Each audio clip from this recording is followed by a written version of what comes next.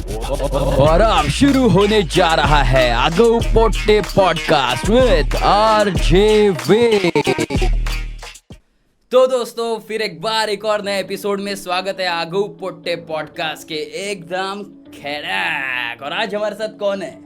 आज हमारे साथ है आरजे वेद। हम आगू पोट्टे पॉडकास्ट में ऐसे ही लोगों को लाने वाले हैं जहाँ पे हमारी सोच जाके खत्म होती है, वहाँ उनकी क्रिएटिविटी शुरू होती है। और ऐसे ही हमारे पास नागपुर के एक और स्टड लॉर्ड है जिन्होंने नागपुर से सफर चालू किया और दुबई तक पहुंच गए। तो वेद भाई आपका बहुत बहुत स्वागत है जोरदार ताली। Thank you so much, thank you everybody. Ved भाई आगो स्टूडियोज में आके आपको फिर एक बार कैसा लग रहा है? बहुत अच्छा लग रहा है और बहुत अच्छा प्रयास है आप लोगों का। मैं बड़ा तारीफ करना चाहूंगा। बड़ा स्टूडियो अच्छा बनाया हुआ है तुम लोगों ने, तो ऑल द वेरी बेस्ट। और मैं चाहता हूँ कि तुम्हारा जो पॉडकास्ट तुमने शुरू किया है बहुत देखते देखते 100,000 उसके बाद 1 मिलियन सब्सक्राइबर्स हो जाए। बिल्कुल बिल्कुल। तुम्हारी दाढ़ी में जितने बाल नहीं उससे ज्यादा तुम नाम कमाओ।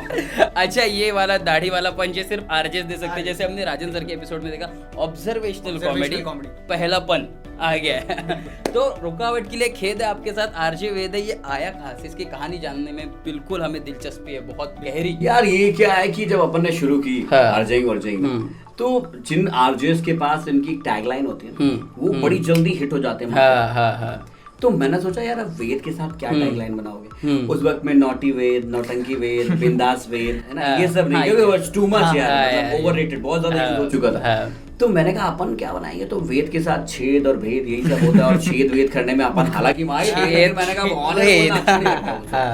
तो मैंने कहा मुझे दूरदर्शन की लाइन याद है, जब दूरदर्शन में एकदम से पट्टियां आना शुरू हो जाती थी, मच्छर आ जाते थे, तो प्रसारण की खेद है, रुकावट के लिए खेद है लाइन आती थी। तो मैंने कहा बस रुकावट के लिए खेद है, आपके साथ आरजे वेद है। बेसिकली आरजे क्या होता है? रुकावट होती है ना। रेडियो सुनते लोग गाना सुनने के लिए, गाने में रुकावट आ रही है तो रुकावट के लिए खेद है भाई आपके साथ। बिल्कुल ये लॉजिक था। सही सही। और देखिए सबसे पहला सवाल तो मैं आपसे यही पूछना चाहूंगा, मिर्ची माय एफएम सीधा बादल पे पाव है या झूठा गाँव है तो दुबई।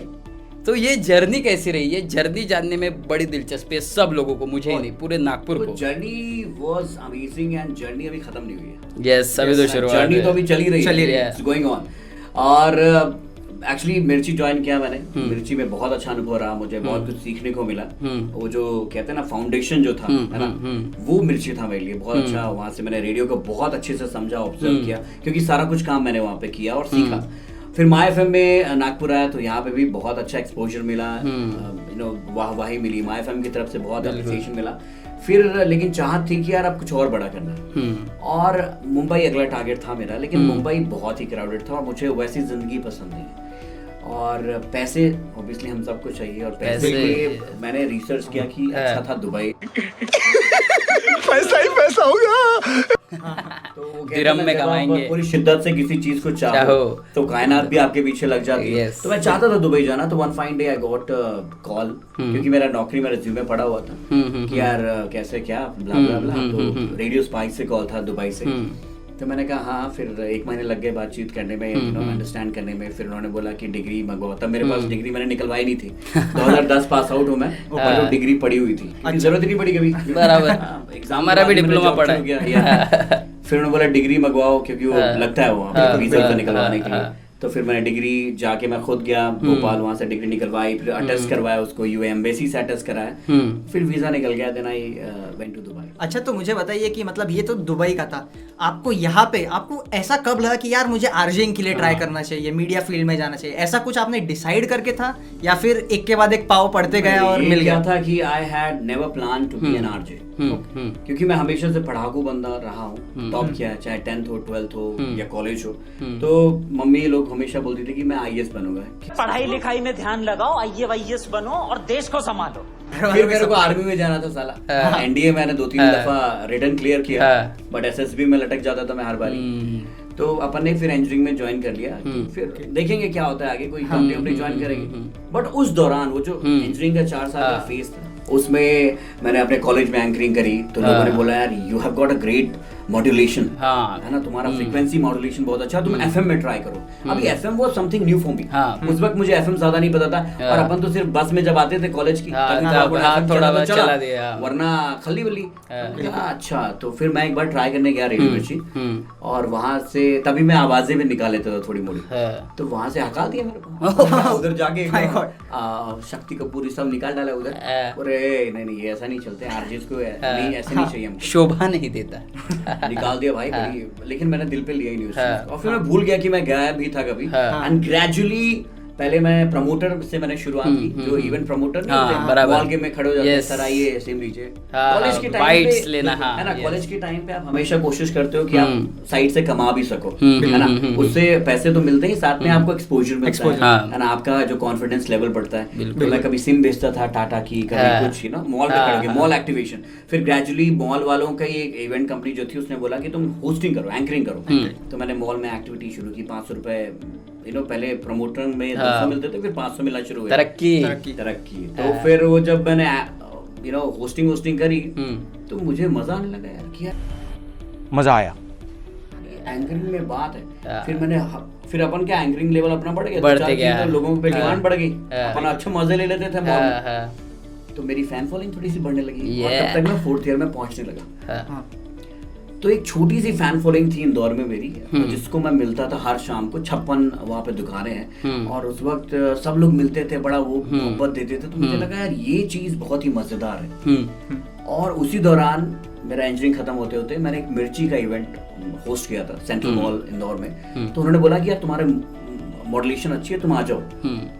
ये उन्होंने ही बोला था जिन्होंने मुझे सेकंड ईयर में हकाला। ऐसे बड़े बड़े लोगों को रिजेक्ट किया गया। अमिताभ बच्चन का एग्जांपल नहीं दूंगा मैं, हर बार वही देते हैं यार। वेद भाई को रिजेक्ट किया गया था दुबई में, आरजे बन के बताओ। नहीं मतलब यही मैंने पहले आरजे हो तो दुबई। अरे तो भाई तो लेकिन वो ऐसा होता है, वो डेस्टिनी जो है ना घूम फिर के आई जाती है। तो उन्होंने बुलाया और फिर 1 महीने के अंदर हो गया। 2-3 बार मैंने ऑडिशन दिया जाके, और इंटरव्यूज हुए मेरे एनपीएच सभी लोगों से, और फिर हो गया, तो खत्म हुआ। तो कभी वो प्लान था ही नहीं आरजे बनने का, it was kind of a destiny कि यार मैं मतलब वो रास्ता बनता चला गया। आपने सोचा भी नहीं कि आप उनको आरजे बनने का है, और इधर 4th ईयर खत्म, अपने पास आरजे का ये लेटर है।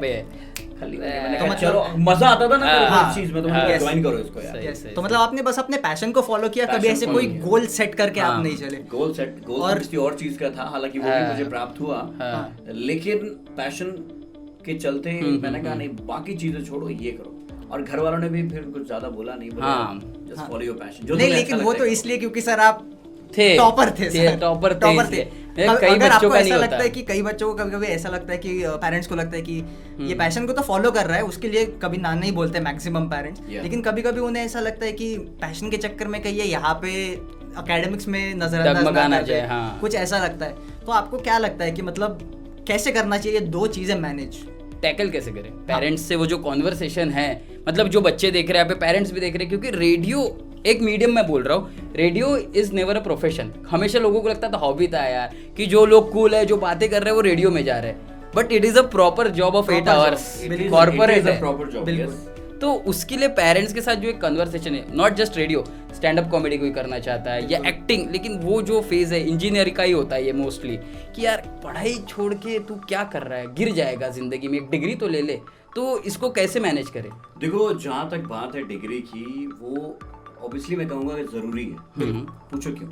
क्योंकि जब आप आरजे होते हो, आप दुनिया से बात कर रहे हो, और जब आपके पास डिग्री होती है ना, तो जो आपकी बात की है ना, वो अहमियत लोगों की नजर में बढ़ जाती है। पढ़ा लिखा बंदा बात कर रहा है रेडियो, है ना, तो डिग्री एज इट इज जरूरी है, चाहे आप आरजे बनो ना बनो, क्योंकि वो जो मूल एजुकेशन है वो तो जरूरी है ना। पढ़ा लिखा तो हमें होना ही चाहिए ना, वो तो हमारी जरूरत है, नेसेसिटी है हमारी।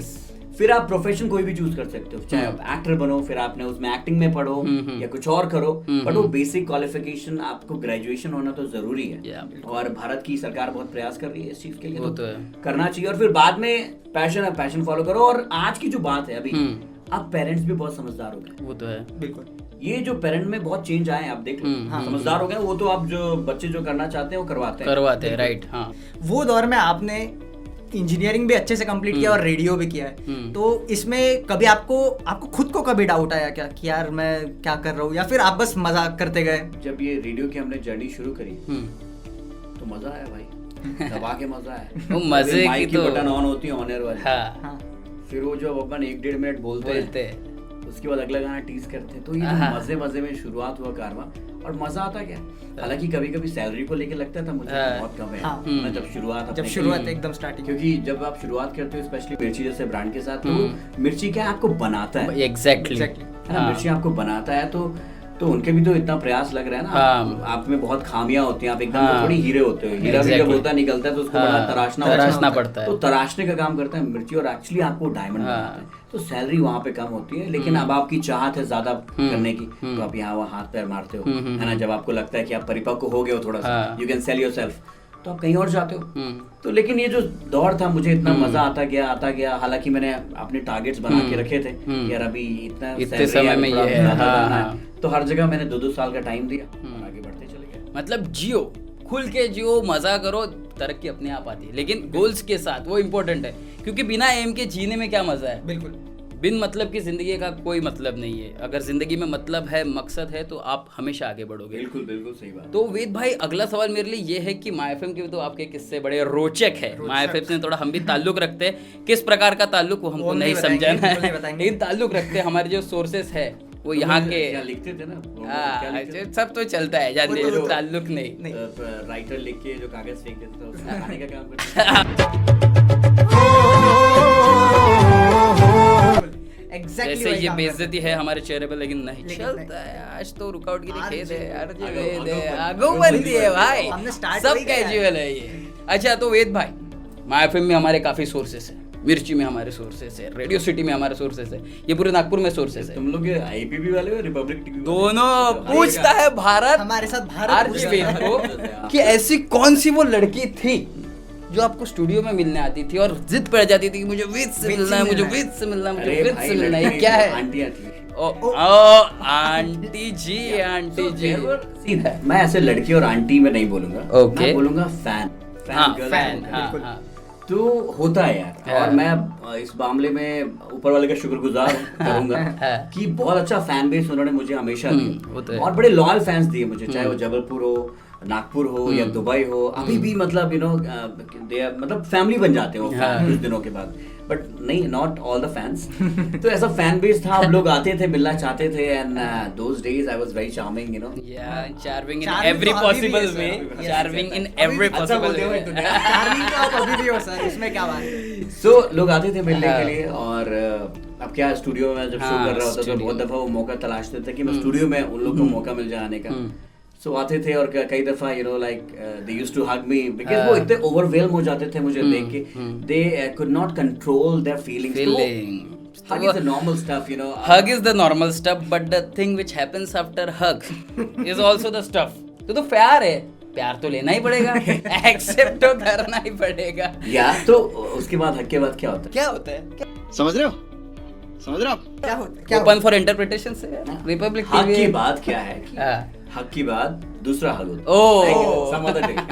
Some other day. So, ये फैन मोमेंट्स थे, हाँ। I think, which I really enjoyed and I'm really blessed in that matter। और ये चलता रहा कारवां, बहुत फैन बेस है, इनफैक्ट बहुत सारे लोगों की लाइफ को मैंने इंस्पायर भी किया। ऐसा लोगों ने मुझे आके बोला, मैं खुद हूँ 2013 में जिस 2013 आदमी का आवाज़ हमने सुना, आज मैं उस आदमी के साथ बैठा हूँ, उसका इंटरव्यू कर रहा हूँ, और कहीं ना कहीं रेडियो से एक ताल्लुक रखता हूँ मैं भी। तो अच्छा, मेरा भी शो है, लेकिन वो कहीं और दिन, किसी और दिन। अच्छा मेरा भी अच्छा, तो गए कभी अभी आरजे का वेद की promotion बात करने कर के लिए कभी ये पीछे नहीं चलता है। हटते। देखो, अभी सर से क्या सीखा मैं कि you have to sell yourself. बिल्कुल, every chance you got you have to do it. अच्छा, coming back to our back to- point. हाँ। तो ये जब होता था, मतलब मैंने ये भी सुना है कि मतलब सारी लड़कियां आ जाती थी आपसे मिलने, कॉलेज के लड़के तो पूरे पागल थे, लड़कियां भी पागल थी। तब जब ये चीज़ें होती थी, तब आपके कंटेम्प्रेरीज को क्या फील होता था? क्योंकि कंपैरेटिवली फैन बेस चेंज होता है हर आरजे का, राइट। तो वो किसी को फैन फॉलोइंग मिलती है, किसी को नहीं मिलती, किसी को उस एज ग्रुप की मिलती है जिसको चाहिए बट उसको नहीं मिलती। तो ये कंटेम्प्रेरीज का क्या रिएक्शन होता था उस दौर में? Frankly speaking, I was very much into myself, in my own zone। मैं बड़ा अपने काम को enjoy कर रहा था, अपने ये फैन जो आ रहे थे। मैं बहुत उड़ा नहीं हूँ कभी हमेशा लाइफ में, लेकिन मैं enjoy करता था हर एक चीज़। तो मैं अपने enjoyment में इतना गुम था, इतना ज़्यादा गुमशुदा हो गया था कि कंटेम्प्रेरीज या मेरे जो बाकी दोस्त कलीग आर्टिस्ट थे या दूसरे स्टेशन में थे, वो लोग क्या सोच रहे हैं, उनके बीच में क्या डिस्कशन हो रहा है, कभी I was not part of that। मुझे कभी पता ही चला कि वो लोग क्या सोच रहे हैं। मेरा मेन मकसद होता था शो एकदम ताबड़तोड़ होना, शो अच्छा होना, शो पे अपन मात देते थे। अभी कौन क्या वो, कई दफा थे रॉकी भाई थे और कुछ दोस्त थे आरजे, उन्होंने मेरा मजाक भी उड़ाया, ऐसा मैंने सुना। तो it was a good publicity for me. दोस्त जब देखिए Like some other station कोई is public- talking about you, if you're doing something really nice. Good, हाँ एग्जैक्टली। इफ नो वन आग लगा रहे हो भैया, आग लगा रहे हो। अब जब आग लगेगी तो कहीं तो जलेगा ना, धुआं भी आएगा। बिल्कुल बिल्कुल। तो ये तो जलने था, तो बड़ा मजा आया मुझे उस चीज में। मैं कभी ज्यादा पढ़ा ही नहीं इन सब चीज, जिंदगी में जी रहे थे। शो करते रहो बढ़िया, एकदम पब्लिक को मजा आना चाहिए। बिल्कुल। अच्छा, शोज के लिए भाई को काफी अवार्ड्स भी मिले, तो उनके बारे में जरा बताइए कि ये क्या रहता है, अवार्ड्स कैसे मिलते हैं? हाँ। क्योंकि हर एक सिटी में एक लोकल शो होता है, नेशनल टीम होती है, रीजनल टीम होती है, तो ये अवार्ड्स का सिस्टम जो है कैसा होता है, ये क्या सीन है पूरा? देखो आपने इंडिया में कैसा है कि एक ब्रांड है जैसे माय एफएम है, एमजी है, उनके बहुत सारे स्टेशंस हैं। तो सारे स्टेशंस के आरजेस क्या एक्टिविटी कर रहे हैं, क्या नया कर रहे हैं, क्या क्रिएटिव कर रहे हैं, वो सब चीजों को देखते हुए फिर जज किया जाता है उनको कि कौन सी सिटी ज्यादा परफॉर्म कर रही है। जैसे ये रिवॉर्ड्स एंड रिकग्निशन जो है आरएनआर जिसे बोलते हैं माय एफएम में, तो मैंने माय एफएम में देखा कि वो सारे आरजेस को बड़ा लेके चलते हैं, like you know they promote their RJs, king समान रखते हैं, बहुत प्यार देते हैं। और यू नो अगर आपने अच्छा काम किया तो अप्रिशिएट बहुत करते हैं, अगर आपने बुरा काम किया तो कार मारते भी बहुत है। सबका बदला लेता है, सबका बदला लेगा भाई जान। तो जब अगर आप अच्छा काम करते हो तो फिर वो बुलाते हैं, आपकी लिंक्स को बुलाते हैं, आपके कंटेंट को बुलाते हैं, फिर डिजिटली आप कितने एक्टिव हो सोशल मीडिया में वो सब देखते हैं, फिर आपको रिवॉर्ड देते हैं हर महीने। और जिसके सबसे ज्यादा हर महीने रिवॉर्ड्स हो जाते हैं, फिर उनको कोई ना कोई बड़ा तोहफा देते हैं, कहीं फॉरेन घुमाने ले जाते हैं। तो इस मामले में I think my FM was very nice experience for me. मैं पहले साल में ही मैं चला गया, मुझे बैक टू बैक 4 आरएनआर मिले। एंड मेरी पहली जो फॉरेन ट्रिप थी that was sponsored by my FM. So क्या बात माय एफएम है। 94.3 माय एफएम जियो दिल से। I went to Mali and that trip was really amazing. और उस ट्रिप पे कई सारी बातें भी हुई होंगी, लेकिन वो बातें कहीं और दिन अरे के लिए। बहुत ही मतलब वो ट्रिप ऐसी थी जो आई थिंक माय एफएम के सभी लोगों को याद होगी। सारे मेरे जो सीनियर्स हैं माय एफएम में, जो ऊपर तक बैठे हुए नेशनल टीम में, that was one of the amazing trip I think. और मुझे बताइए कि आपकी इंडिया में भी फॉलोइंग है, आउट ऑफ इंडिया जब आप दुबई में थे तभी भी थी, तो आप मुझे बताइए कि यहाँ और वहाँ के रेडियो कल्चर में क्या डिफरेंसेस है, कुछ है भी कि नहीं? डिफरेंसेस हैं एक्चुअली, बहुत सारे डिफरेंसेस हैं, बहुत सारे रिस्ट्रिक्शंस हैं, लाइक कंटेंट वाइज बहुत सारे रिस्ट्रिक्शंस हैं। और जहाँ तक फैन बेस की बात है, फैन तो हर जगह वैसे ही होते हैं, बट वहाँ पे क्या है, जैसे अब यहाँ पे आपको फैन बेस मिलेगा नागपुर का है, नागपुर का लोकल है ना, सब कोई मराठी है, कोई हिंदी है ना, ऐसे मिलेंगे। बट आपको दुबई में कैसा मिलता है, एक पाकिस्तानी है आपका, है ना, हमको तुम्हारा शो बहुत अच्छा लगता है, तुम कितना प्यारा बोलते हैं, माशाल्लाह माशाल्लाह, वाह बहुत अच्छा, ऐसा लगता है तुम्हारा जब टैक्सी चलाते माँ कसम तुम्हारा शो सुन के हमारा घंटा घंटा निकल जाता है। तो पाकिस्तानी दादा तुम्हारा शो बहुत अच्छा है, बांग्लादेशी मिलता है उधर पे, फिलिपिनोज मिलते हैं जिनको हिंदी आती है, देन लोकल्स मिलते हैं, कैसे हाल है हबीबी, वेरी नाइस शो वाला, गुड गुड गुड। तो ऐसे फिर इंडियंस भी मिलते हैं, इंडियन में मलयालम भी मिलते हैं, तमिल भी मिलते हैं, so you will get the variety there. आपको ऐसा लगता है पूरी दुनिया आपको सुन रही है, वहाँ पे अलग अलग कल्चर, अलग अलग देशों के लोग मिलते हैं आपको। तो वहाँ पे बात करते हुए आपको समझना होता है कि आप हिंदुस्तानी से भी बात कर रहे हो, पाकिस्तानी से भी बात कर रहे हो, अब आप वहाँ लड़ नहीं सकते हो। यस, जैसे यहाँ पे तो आप कुछ भी बोलते कुछ भी बोले तो अपना है, आपको सब देशों को लेके चलना होता है, because they are your core listener. Content वहाँ लोकल चलता है क्या? जैसे नागपुर में चल रहा है तो लोकल की बात हो रही है, यहाँ के तर्री पोहा की बात कर दी मैंने, इस चौक की बात कर ली, शिवाजी महाराज चौक की बात कर ली, या फिर छत्रपति चौक, कोई भी बात कर ली मैंने, उधर कैसा चलता है कंटेंट? देखो इसमें मैं थोड़ा टेक्निकल जाना चाहूँगा। जो एफएम होता है ना, एफएम का नाम ही है लोकल, ठीक है। पहले दो तरह के होते थे, एक एएम होता था, फिर एफएम होता है। एफएम क्यों हुआ? एफएम की रेंज होती है, एफएम की फ्रीक्वेंसी क्वालिटी क्लियर होती है, उसकी रेंज होती है 50 से 60 किलोमीटर, है ना, यहीं से चल के, और हम यहीं की बात करेंगे। इसीलिए एफएम इतने ज्यादा पॉपुलर हुए कि अगर नागपुर का एफएम है तो नागपुर की बात करेगा, नागपुर के लोगों से कनेक्ट कर रहा है, तो एफएम मतलब लोकल। अगर दुबई का एफएम है तो ऑब्वियसली हम लोग दुबई की बात करेंगे। बीच में नेशनल इंटरनेशनल न्यूज़ तो आदमी लेता ही है, थोड़ा मोड़ा इधर उधर का फनी कंटेंट है, लेकिन मेन जो फोकस होता है ऑब्वियसली आपकी लोकल। फिर आप जितना लोकल रहोगे उतना ज्यादा आप लोगों से कनेक्ट कर पाओगे। उसने बोला मेरे को करामा दूं, चाय पीनी है, अभी बहुत लोग करामा करामा जा रहे हैं, करामा की चाय पी रहे हैं, तो जैसे अपन यहाँ पे बोलते हैं कि उधर का तर्री बहुत अच्छा है रूपम का, है ना, कनेक्ट इंस्टेंट कनेक्टिंग, तो वहाँ पे बोला उसका ये अच्छा है, वो चाचा की चाय अच्छी है ना, तो वो लोकल तो होना ही पड़ता है हर जगह। दुबई की लैंग्वेज में कोई लिंक देते थे क्या? मतलब बोले तो नागपुर में तो बोल दिया 94.3 में FM रिकॉर्ड के लिए गए थे, आपके साथ हुए थे, बट वो दुबई का आपकी इंट्रो लिंक कैसी होती थी? मतलब जाते कैसे थे? सेम। दुबई में बस थोड़ा सा चेंज हम लोग करते हैं, हाँ। थोड़ा सा इंग्लिश ला देते हैं, हाँ, little bit हिंदी थोड़ा सा, आप ग्रेड Level up हो गए, हाँ। क्योंकि वहाँ की जो ऑडियंस है देखो वो ऑलरेडी यहाँ से अपग्रेडेड ऑडियंस, या ठीक है, मैं ये नहीं बोलूंगा यहाँ की ऑडियंस बुरी है या नहीं, बट वहाँ थोड़ा सा ऑब्वियसली दुबई की लाइफस्टाइल अलग है ना, you can not compare Dubai lifestyle to Nagpur lifestyle, even Nagpur Mumbai में बहुत फर्क बहुत है। फर्क है, तो वो फिर अंडरस्टैंड करना पड़ता है कि वहाँ के लोग तो फिर थोड़ा सा अपग्रेड होती है, बाकी स्टाइल सेम, क्योंकि हमारी जो मेन जनता है वो तो हिंदी ऑडियंस है ना, हमने जो एफएम स्टेशन चला रहे हैं वो हिंदी वालों के लिए, हम हिंदी गाना बजा रहे हैं, तो हम बहुत ज्यादा बाकी भाषाओं में नहीं कर सकते ना, अपन को हिंदी बोलना है, सामने वाले को हिंदी समझ में आती है और उसको भी अच्छा लगता है कि यार ऑफिस में अंग्रेजी बकबक हो रही है, बाहर अंग्रेजी में सेल कर रहे हैं, कोई तो हिंदी बोलने वाला नहीं है, अपने देश की आवाज, तो अपन रेडियो तो हिंदी, थोड़ा हिंदी अच्छा लग रहा है, थोड़ा इधर उधर की शब्दावली, पोट्टे जैसे नागपुरी के जो शब्द हैं, ऐसे टिपिकल जो वर्ड होते हैं, अबे बस ये भी लोगों को अच्छा लगता है।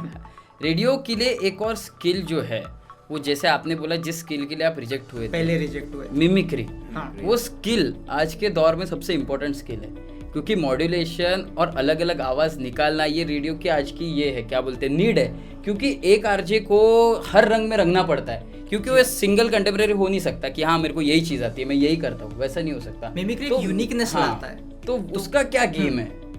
देखो मैं ये तो नहीं इस पक्ष में नहीं हूँ कि जो आरजे है जो या जो अच्छा आरजे है वो अच्छा आरजे तभी बन सकता है जब उसको मिमिक्री आती है, ये सच नहीं है। मलिश्का कितनी अच्छी आरजे, हाँ बिल्कुल, but this is an added skill ना, ये तो एक एडेड स्किल है। लाइक अब जैसे रौनक भाई है ना, जो रौनक रेड एफएम के कितने पॉपुलर है, नावेद भाई है, मिर्ची मुर्गा जो करते हैं, तो उनमें मॉड्यूलेशन है, वो अलग अलग आवाजें लाते हैं, तो ऑब्वियसली वो अलग अलग आवाजों से आप करिश्मा तो कर सकते हो, लाइक ऑन एयर। अब किसी को थोड़ी पता, because radio is theatre of mind, जो आपको सुन रहा है उसको ये नहीं पता कि अगर आपने दो आवाजें निकाली तो कोई और सही में बैठा है, उसको तो ये लगे कोई बैठा है, उसको थोड़ी पता कि आप ही दो, जब डिजिटल आ गया है तब से दिखाना भी पड़ता है, तो वो एक अलग गेम है, लेकिन पहले तो भाई बड़ा मजा आता था। तो अगर आपको मिमिक्री आती है तो बहुत अच्छा, ये कहना चाहिए एडवांटेज है, बट अगर नहीं आती है डजंट मीन कि आप एक अच्छा आरजे नहीं बन सकते हो, you can be still an RJ. और मिमिक्री तो चलो बिल्कुल ही आवाज डिफरेंट करने की बात है, लेकिन आप जैसे ट्यून करते हैं हम लोग, कोई भी इंसान अपने गले को ट्यून कर सकता है नॉर्मली, लाइक आप ये थोड़ा बेस में बात करेंगे, उसके बाद अच्छा है ठीक है चलो अरे चलो, ये तो मिमिक्री हुई। जैसे हाय गाइस, मैं हूँ आपका दोस्त आपका होस्ट वेद और आप सुन रहे हैं सलाम नागपुर, है ना, ये थोड़ा बेस। हाय गाइस, मैं हूँ आपका दोस्त आपका होस्ट वेद और आप सुन रहे हैं सलाम नागपुर, एनर्जी का फर्क है, आवाज में थोड़ा सा मॉड्यूलेशन हो गया। हाय गाइस, मैं हूँ आपका दोस्त आपका होस्ट, फिर और तो ऐसे वैरायटी आप ट्यून कर सकते हो अपनी आवाज में, कभी चिल्लाना कभी वो, और थोड़ा मॉड्यूलेशन चेंज करके तो आप उस आवाज में भी खेल सकते हो। और आजकल तो प्लगइन्स आते हैं एडिटिंग में, आप जानते हो थोड़ा मोड़ा एडिट भी कर सकते हो, बेस बढ़ा दिया, ट्रेबल बढ़ा दिया, रिकॉर्डेड करते हैं, तो थोड़ा मोड़ा अगर आपने ट्विस्ट एंड टर्न ला दिया तो नथिंग रॉन्ग इन दैट। और एक इम्पोर्टेंट सवाल मुझे पूछना है कि आपने जब स्टार्ट किया था, वो मतलब गोल्डन एज ऑफ रेडियो था, वो और अभी क्या फर्क है? अभी देखो बहुत ज्यादा कंपटीशन है, लॉट ऑफ रेडियो स्टेशंस, अभी डिजिटली भी बहुत यू नो करना पड़ता है, सो आई थिंक बहुत ज्यादा फर्क तो नहीं आया है, अभी भी आपको उतनी ही मेहनत करनी है। अब ये है कि पहले लोगों के लिए रेडियो नया था, अभी लोगों के लिए रेडियो एक आदत है ना, पहले नया था चलो, तो जब कोई दफा कोई चीज जब आपकी आदत बन जाती है तो कहीं ना कहीं वो थोड़ा सा लोग सुनते भी हैं मन लगा के, कुछ लोग नहीं भी सुनते हैं, मतलब थोड़ा सा वैसा हो जाता है, सुन लिया नहीं बैकग्राउंड में लगा दिया बस। और अभी डिजिटली चीजें इतनी ज्यादा एनहांस हो रही हैं, जैसे अभी पहले गानों की इतनी सारी ऐप्स, एग्जैक्टली भी ऐप्स आ गई है, स्पॉटिफाई, अमेज़न और पता नहीं कितनी सारी ऐप्स आ गई हैं, गाना.com, तो आपको उसमें सारे उन लोगों ने प्लेलिस्ट भी बना के रखी हुई है ना, बिल्कुल, और वो ऑफलाइन भी चलती है, तो अब वो थोड़ा थोड़ा कहीं ना कहीं ये चीज आने लगी है, लेकिन until and unless जब तक हम लोग रेडियो पे कंटेंट अच्छा देते रहेंगे, लोग आपको सुनेंगे, और क्योंकि रेडियो एफएम जो होता है लोकल होता है हाँ। और लोकल लोगों को अपनी बातें सुनने में बड़ा अच्छा लगता है। और रेडियो की खूबसूरती मुझे लगता है वही है कहीं ना कहीं, क्योंकि रेडियो हमको सरप्राइज करता है।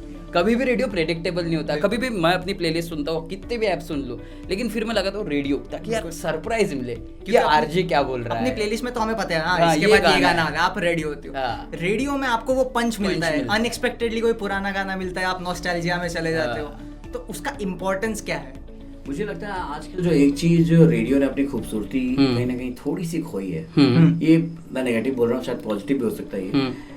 पहले लोगों को सिर्फ आवाजें सुनाई देती थी और उस आवाज को सुन के लोग वो चेहरा इमेजिन करते थे, या। वो एक शक्ल बनाते हाँ थे। बराबर बराबर राइट। तो क्यूरियोसिटी जो लेवल रहता था वो हाँ। काफी हाई होता हाँ, था कि वो बंदा कैसा होगा, एग्जैक्टली ऐसा दिखता होगा। कौन बोल रहा है। अभी जो है दिख जाता है हाँ क्योंकि Facebook है, फॉलो मी Insta ऑन है, Instagram, follow me yeah. On Facebook, you हाँ, हाँ, नो गाइस, तो वो दिख जाता है। अभी भी आरजे जितुराज जो है हाँ भाई, उन्होंने अपना फेस रिवील नहीं किया है। वो अभी भी किसी को नहीं पता कि आरजे जितुराज कैसे दिखते हैं, हाँ। है ना। तो वो उन्होंने क्यूरियोसिटी बना के रखी है। हाँ। तो आई थिंक ये जब डिजिटल इतना ज्यादा आ गया तो वो कहीं ना कहीं क्यूरियोसिटी फैक्टर जो है पता होता है कि ये बंदा बोल रहा है। तो ना क्योंकि हर इंसान अपने तरीके से वो आवाज अपनी इमेज एग्जैक्टली। तुम कुछ और सोचोगे हाँ। इस बंदे के बारे में, वो कुछ और सोचेगा, या। तो इससे ना वो लेवल बड़ा अच्छा बना रहता है।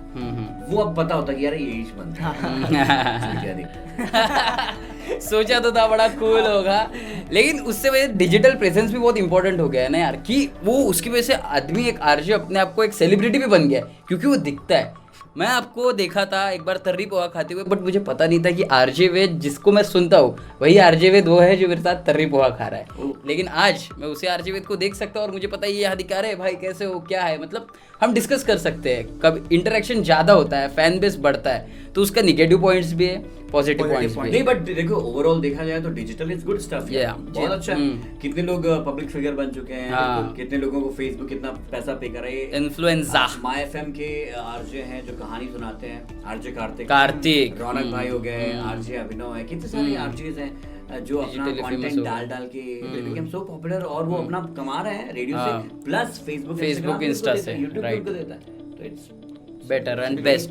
मुझे मिमिक्री सुननी है आपकी। मिमिक्री की आपका फेवरेट क्या है? आपको तो सब आवाजें आती है, लेकिन आपका फेवरेट क्या है?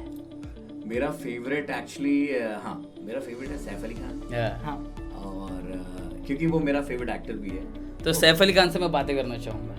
ओके गाइस, ओह हेलो दोस्तों, इंस्टेंट सैफ भाई हमारे साथ आ गए। सैफ भाई, Well guys, tell me how can I help you? Saif भाई one thing I want to ask you कि आपका घर रॉयल है कि आपका बेटा जो है वो ज्यादा रॉयल है? कौन ज्यादा रॉयल है? यार घर तो बहुत ही रॉयल है, हाँ। लेकिन उस रॉयल घर को और ज्यादा रॉयल बनाने के लिए मेरे पास मेरा बेटा है। ओह तैमू, वाह, जिसे देख के सब लोग बोलते हैं वाह, और तुम लोग को भूख लगी तो खा लो बड़ा वाह। वाह। और ये सैफ की मिमिक्री में वाव कितना इंपॉर्टेंट रोल प्ले करता है? तो वो बोलने से पता चल जाता है कि ओ ये सैफ है। सबका एक सिग्नेचर Signature है, हाँ। सारे एक्टर का। हाँ। फिर जैसे अजय देवगन है, Habli kesti dubi wa chapali karta hadi reali hatta तुझे पायाली। तो इन सब के लिए देखो गर्दन टेढ़ी करनी Body language कितनी बहुत important जरूरी, है, बहुत जिसे- जरूरी। विदाउट लाइक मूविंग योरसेल्फ और आप उस जॉनर पे जाए भी ना, आप हाँ। आवाज नहीं निकाल सकते हो। वही तो, अगर मुझे एक ही मिमिक्री आती है संजू की, तब भी जब मेरे को ऐसे करना पड़ता है, मील मीटिन मितेश गुरु ए सर्किट अपन को भी सर्टिफाइड घर मांगता है रे बाबा। Very good, very good. तो अपन को तो ये एक ही जमती है, लेकिन ये बॉडी लैंग्वेज पकड़ना बहुत इंपॉर्टेंट है। जैसे Yeah, लेकिन observation. अमिताभ बच्चन की क्या पकड़ते हो यार? नमस्कार मैं अमिताभ बच्चन। ये देखो अभी देखो हाँ, याद आ गया। हाँ, बिल्कुल। ये ऐसा फीलिंग आती है। तो देखिए जो है ये मैं आपको क्या बताऊं कि अच्छा लगता है अच्छा। बातें करना। हाँ, मैं बाबूजी जो लाइनें बोलते थे, हाँ, अग्निपथ अग्निपथ अग्निपथ, झुके ना तू रुके ना तू, हाँ। चले चल अग्निपथ। राह पकड़ तू एक चला चल। और मैं बोलना चाहूंगा सभी लोगों को, ये पोटा पॉडकास्ट को जरा सब्सक्राइब कर देना। हाँ, करोगे तो अच्छा रहेगा, नहीं तो फिर क्या बात है। अरे हमने सुना है आप दादा मुनि को भी पकड़ लेते हो यार। हाँ मतलब मैंने दादा मुनि जो आवाज है वो हाँ। आई थिंक मेरे करियर की पहली आवाज है। क्या बात है? मैंने एक बार दूरदर्शन में 6वीं क्लास में मैंने एक सीरियल देखा था, अपनी 14 इंच की ब्लैक एंड व्हाइट टीवी। हाँ, हाँ, मैंने कहा यार ये मैं भी कर सकता हूँ। हाँ। तो उसमें ऐसा किया तो उसने, हाँ अरे भैया इसमें सांस लेना हाँ, छोड़ना पड़ा। हाँ, हाँ। अरे भैया रेलगाड़ी है, आने वाला स्टेशन बोले रुक रुक रुक रुक और हैशटैग ABP को फॉलो कीजिए। अगाऊ पोटा पोटी क्या है? पोटे पॉडकास्ट पॉडकास्ट की है। क्या पोटी निकल जाती है? क्या बात है भाई, जोरदार तालियां हो जाए। इसी कला की तो मैं बात कर रहा हूँ कि कितना बड़ा एडेड एडवांटेज है यार, कि मतलब ये लाइव शोज के वक्त एडवांटेज तो है हाँ। लाइव शोज जब आप करते हो, हाँ। क्योंकि radio on in studio different है, ऑन ग्राउंड अलग है, हाँ। अब ऑन ग्राउंड में करिश्मा है यार, हाँ। ये it's like a 10 minute stuff और हाँ। आप बहुत मैजिक क्रिएट कर देते हो। हाँ। अरे ये क्या हालचाल है? इरफान खान हो गया। हाँ। अब बोलो क्या कुछ बोल रहे थे क्या? अरे बोल लो यार, बोलो क्या है? तो क्या ये है एडवांटेज तो है, अच्छा है, मतलब अटेंशन पट से मिल जाता है यार, पकड़ लिया। अच्छा है इसे माइक पे जाके कर दिए, बहुत अच्छा है, कमाल है, आ जाओ मेरा शो देखने आ जाओ, इनका शो देखो, सब्सक्राइब कर दो। देखो कितनी बार मैंने फ्री में बोला, बहुत अच्छे। सब्सक्राइब कर देना भाई, इज्जत रख लेना। यार ये अलग मुझे फैसिनेशन है मिमिक्री आर्टिस्ट से, पता नहीं क्यों। और वॉइस ओवर्स के लिए तो ये बहुत बड़ा काम होता है, ये मतलब बहुत बड़ा डबिंग काम के लिए तो ये एक ऐसी इंडस्ट्री है जहाँ आवाज़ों का इंपॉर्टेंस है। तो उसके बारे में बताइए जरा, वॉइस ओवर्स के बारे में, हमारे जो दर्शक देख रहे हैं कि ये इंडस्ट्री किसी को देखो पता नहीं मैं है। थोड़ा सा रेडियो समझाना चाहूंगा लोगों को कि रेडियो में बहुत कुछ होता है। एक रेडियो जो है और अभी बहुत आगे जाने वाला है, बहुत सारे पॉडकास्ट के चैनल्स भी आ गए हैं ऑनलाइन, है ना, आप देख सकते हो, ऑनलाइन स्टेशंस भी आ गए हैं। तो रेडियो में एक बंदा होता है जो शो करता है, हाँ। एक बंदा होता है जो शो बनाता है, एक बंदा होता है जो रेडियो में कमर्शियल्स चलते हैं उनको लिखता है, एक बंदा होता है जो उन कमर्शियल्स को बनाता है, म्यूजिक लगा के पैकेज करता है, और एक बंदा होता है जो उस कमर्शियल में आवाज देता है। ये हो गया प्रोग्रामिंग का पोर्शन। एक बंदा होता है जो उस कमर्शियल को बेचता है, रेडियो की स्पेस को बेचता है, टाइम को बेचता है, वो सेल्स का होता है। इन सबको मैनेज करने वाला बंदा होता है सेल्स का गुरु, बोलते हैं स्टेशन हेड। और जो सारे प्रोग्रामिंग कंटेंट को देखता है, गाना वाना मिला के, वो था प्रोग्रामिंग हेड। मतलब बहुत कुछ होता है रेडियो में भाई। तो आप अगर बनना चाहते हैं बिंदास, अगर आपकी आवाज अच्छी है, नहीं भी है, डजंट मैटर, क्योंकि आजकल तो आपके पास एक यूनिक आवाज होना बहुत बस, जरूरी है। exactly। अगर आपके पास यूनिक आवाज है then you can try for this. और आप वॉइस ओवर भी सीख सकते हैं यूट्यूब में, मिलियंस कितने सारे लेसन्स हैं हाँ। जो आप सीख सकते हो वॉइस ओवर्स के, कैसे अलग अलग आवाजें निकालिए। और जहाँ तक मिमिक्री का सवाल है, आप बस सुनिए, ऑब्जर्व कीजिए and just try to imitate. आप कोशिश करिए अपने गले के कुछ नसों को, यू नो, कि कहाँ से वो आवाज खींचतान करे थोड़ी, कहाँ से निकल हाँ, रही है आवाज, वो आ जाता है कुछ दिन। यू नो, आप ट्राई करोगे, करते फोकस रहे। हो जाओगे। तो जैसे तुमने संजू की निकाली, हाँ। जो अगर एक बंदा अगर कोई भी आवाज निकाल लेता है तो ये समझ लो कि वो बाकी आवाज से भी निकाल सकता है। निकल सकते पहले मैंने 2-3 निकाली आओ माओ करके, फिर ग्रेजुअली यू नो ये शौक बढ़ता गया मेरा निकालने का, सुन के, और फिर मैं ट्राई करता गया। जब मैंने इरफान खान की मूवी देखी थी पान सिंह तोमर, हाँ उसके बाद मैं 10 दिन तक सिर्फ मैंने इरफान खान की आवाज में बात करी, हाँ, क्योंकि मैं उसी में था। हाँ, हाँ वो जोनर अपने अंदर इरफान खान आ गया। ये क्या हो गया? अरे कौन कहता है आसमान में सुरा हो नहीं सकता, एक पत्थर तो तबीयत से उछालो यारो, पर इस साल हमें छोड़ के चले गए इरफान भाई, बुरा लगा। और क्या याद रहेंगी उनकी हमेशा। बिल्कुल। एक सबसे जाने से पहले एक मैसेज मैं आपसे जानना चाहूँगा कि आपने ये पूरा जो आपने लेगेसी जिया, रेडियो की एक लाइफ, आप अभी भी रेडियो से जुड़े हुए, आप अभी भी काम कर रहे हो, तो इन सबसे कुल मिलाकर एक जो अनुभव है, आपको एक बात जो बताने की, यार ये मत करना, मत ये करने मत वाली बात करना। करना। हाँ मत करना, मत कर। जिस वक्त में तुम हो उस वक्त में कुछ और मत सोचो। Live the moment, live the moment. एक बार का निकला हुआ समय जैसे नहीं हो, दूध से निकली हुई पेस्ट। समुद्र की लाइन एक बार आके वापस नहीं आती है, Yeah। टाइम जो निकला वापस नहीं रहता आता है। है, वैसे ही है भाई, सच बात है ये। हम्म, जो टाइम है उस टाइम को एंजॉय करो, फुल ऑन ताबड़तोड़ काम करो और आलस मत करो। मत करो। सही में तुम बहुत आगे जाओगे। और कभी कभी ऐसा होता है, मेरे केस में जो हुआ है, कुछ लोग होते हैं वर्कोहॉलिक, है ना, मैं हूँ ओवर वर्कोहॉलिक, मतलब काम करने में भयंकर। तो मुझे लगता है हमेशा मुझे ना अपने आप में अंडर वैल्यू लगने लगता है, like I am doing a lot, मुझे उस हिसाब से पैसे नहीं मिल रहे। मुझे हमेशा ये मतलब हमेशा ही दुबई पहले हो, से फिर मैंने हाँ। बहरीन में काम किया, बहरीन में मैंने मिर्ची स्टेशन में लॉन्चिंग में भी मैं था। मुझे लगा यार पैसे कम है, डोंट वरी, हाँ। पैसे कमाए इसका मतलब ये नहीं कि आपको कम काम करना है, नहीं, आप अपना एफर्ट्स लगाते रहो, क्योंकि energy can not be created, can not be destroyed, yes can transform from One place to another. तो जो तुम इनपुट दे रहे हो, जो तुम एनर्जी लगा रहे हो, अभी भले उसका फल मिले ना मिले, लेकिन आगे जरूर मिलेगा। मिलेगा, मतलब भैया काम करते जाओ, फल की अपेक्षा मत करो। बिल्कुल जरूर। कर्मण्ये वाधिकारस्ते मा फलेषु कदाचन मा कर्मफल हेतुर्भूत ते संगो अस्त कर्मणि, कर्म करो फल की चिंता मत करो। राधे राधे राधे राधे। तो हमारे शो में ऐसे आगू लोग आते हैं जिनकी जिंदगी से आप कुछ सीखते हैं, क्योंकि ये आगू पोट्टे पॉडकास्ट है, यहाँ ज्ञान कम, एक्सपीरियंस ज्यादा, कहानियां ज्यादा। एक और बार आरजे वेद के लिए जोरदार तालियां। थैंक यू सो मच मुझे यहाँ पे बुलाने के लिए, और आई डोंट नो मैंने क्या बोल दिया क्या नहीं बोला, बट थैंक यू। Experience अगर करता। किसी को अच्छा लगा है तो जरूर आप इस चैनल को सब्सक्राइब करें। देखो तुम्हारे बिना बोले मैं बिल्कुल बिल्कुल यार, और सर को भी आप करें, Instagram सपोर्ट करें इन लड़कों को, लॉन्डो को, पोटो को। सर का यूट्यूब चैनल है जहाँ आप इनके वीडियोस देख सकते हो, काफ़ी क्रिएटिव वीडियोस होते हैं, मिमिक्री, रोस्टिंग सब होता है। इनका इंस्टाग्राम हैंडल्स लिंक हो जाएगा, इनका यूट्यूब लिंक हो जाएगा, सब कुछ लिंक हो जाएगा। आरजे वेद, बहुत बहुत शुक्रिया। रुकावट के लिए खेद है, आपके साथ आरजे वेद है।